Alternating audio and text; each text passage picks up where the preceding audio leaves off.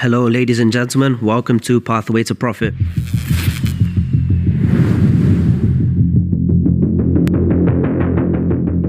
Now, you're probably wondering who I am and why you should be listening to me. Before you go into any course, mentorship, or want to learn from any educator, you have to do a qualification process to even consider why you should be listening to them. The example I like to give is if you want to learn to invest in the S&P 500, you could learn that from your high school economics teacher and they'll tell you, invest in the S&P 500. You could also get that same information from Warren Buffett. Now, as you can imagine, you would much rather listen to Warren Buffett as opposed to your high school teacher. The reason being, the credibility of the source of the information is just as important as the information itself. So my name is Waqar Asim. I've been trading for 8 years now, and I'm going to explain a little bit about my life story. I've been in the markets for 8 years now, and I started 8 years ago when I was a university student. I was out living in Madrid, studying dentistry, and like a lot of you guys, looking for ways to make money online.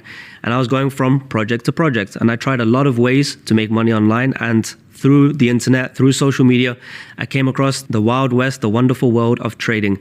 And you see it all. You see the flashy Lambos, you see the laptop lifestyle, and it was very alluring and appealing. So I did delve into it, and my problem was that I associated credibility of the source of the information tied to the number of followers they had.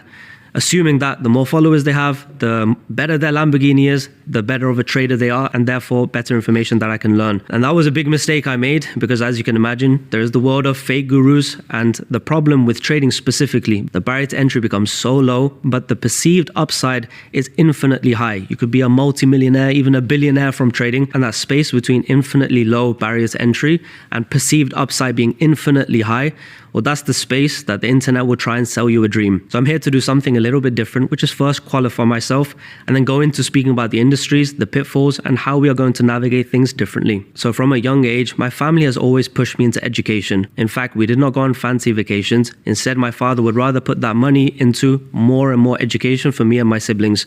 That meant more homework, more tutoring, more lessons out of school, with the immigrant mindset being that education led to the freedom that my father and mother had. Therefore, he wanted to embody that same principle in myself. So therefore, from a young age, in high school, GCSEs, I was always pushed to learn and achieve more and go for educational excellence, meaning top grades that I had in GCSE, all A stars.